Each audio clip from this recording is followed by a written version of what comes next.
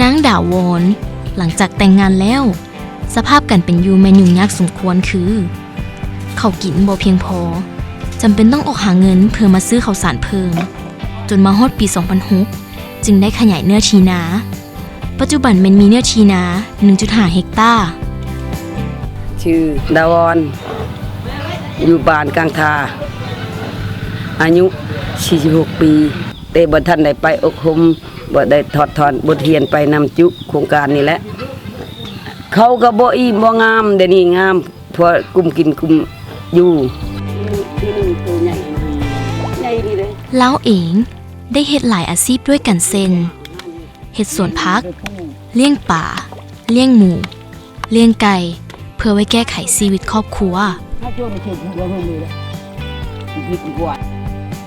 ไปบึงหนองชะเมืองชลบุรีมีเงินเล็กน้อยแม่ขายหมูขายไก่เฮ็ดคือกันเฮามีน้อยก็เฮ็ดน้อยนะพอได้กินที่ครอบครัวตัวเองคันบ่มีแล้วลงไปเอาจะได้จ้ะนอกจากนั้นเรายังได้ปลูกต้นไม้ให้มากหลายชนิดอ้อมรอบหนองป่าเซนต้นมะพร้าวต้นมะขามลำไยและอื่นๆเอาขี้ควายและขี้หมูใช้แต่ละปีดินมันก็ยาและดินฉายมันจะเป็นดินอันนั้นแหละดินดำแล้วอันให้นึงช่องชอบ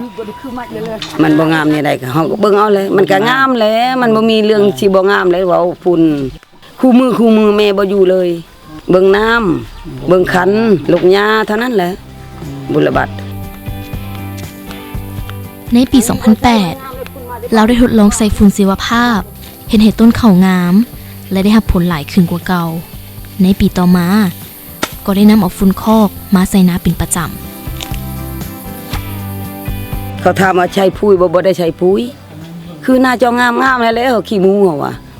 ที่เจ้าฮิบชื่อปุ๋ยอย่าชื่อขี้หมูหัวควันเฮามือเฮาเอ็ดบิดบ่ชื่อไผสิมาเก็บให้เจ้าเป่านึง 5,000 เฮาชื่อใส่ตำนี่เด้ตำเจนี่หลายๆคนเฮ็ดแล้วในบ้านนี่ก็ดีเขาก็เก็บคือเฮาทั้งมวลเป็นตะกี้มันบ่เป็นในลี่นาแม่นะนาโคกแล้วมันใช้พุ่นแล้วมันงามเด้นี่ฮะผู้ใดเห็นก็ว่าใช้ปุ๋ยบ่แม่นใช้ปุ๋ยพุ่นหั่นแหละทางขี้งัวและขี้ควายคันว่าชื่อผู้ใช้บัดหิ้งบ่งามเฮาชื่อแล้วใช้ผู้หั่น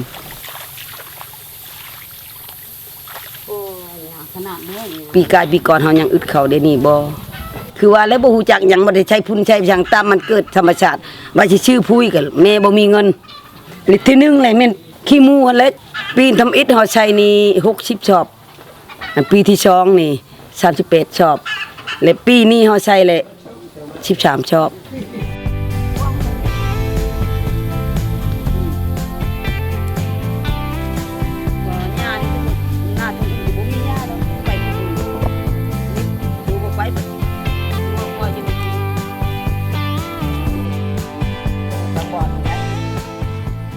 ปีนึง60ชอบ70ชอบนี่แหละ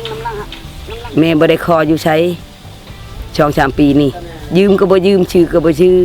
มีความดีใจบ่ได้หาขอหาชื่อดีใจแหละเฮาอยากได้หยังเฮาก็จ้างคือน้องสาวเฮาก็จ้างเอา